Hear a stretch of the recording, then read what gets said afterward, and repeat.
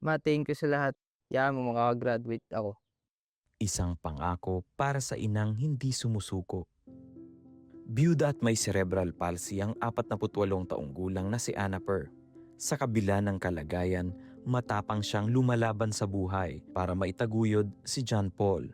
I am a victim of cerebral palsy since I was born. 12 years old po ako bago nakalakad. Dahil sa kalagayan ko, nahirapan akong maghanap ng trabaho. Kaya part-time lang ang kinukuha ko ngayon. Kasi hirap na po talaga akong maglakad. Minsan po, pag talagang hindi ko kayang tiisin, makirot po talaga yung kalahating katawan ko. Nakakaranas na po ako na gumagapang po ako.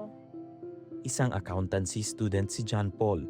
Pilit niyang hinahati ang kanyang oras sa pag-aaral at pag-aasikaso sa ina.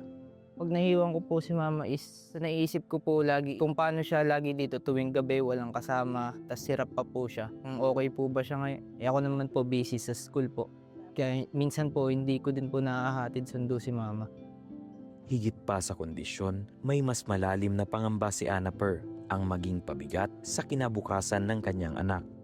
Mula pagkabata, katuwang ko na din po talagang anak ko sa bahay. Alam ko po kasi na mas maaliwan sa kanya yung mag-boarding house. Pero pinili niya mag-uwian para sa akin. So kaya feeling ko na instead na makakapag-uwi din ng anak ko sa kung anong gusto niyang gawin, nagiging hindrance din po ako para hindi niya magawa yung gusto niya.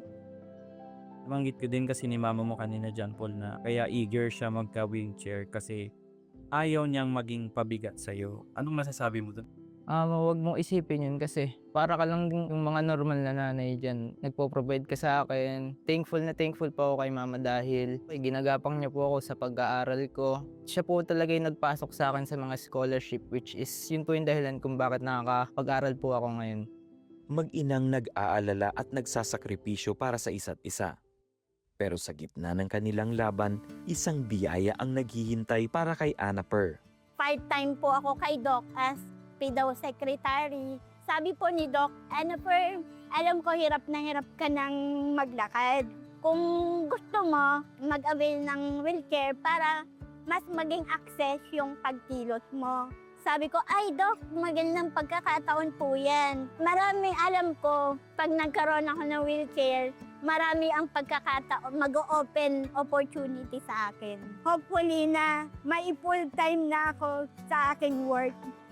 Natupad ang pangarap ni Anna Per nang dumating ang mobile medical clinic ng Operation Blessing sa Halahala, Rizal. Nabigyan siya ng kanyang inaasam na wheelchair. Para sa mag-ina, hindi lang ito isang simpleng tulong. Ito ay simbolo ng bagong pag-asa para kay Anna Per at kapanatagan ng loob para kay John Paul.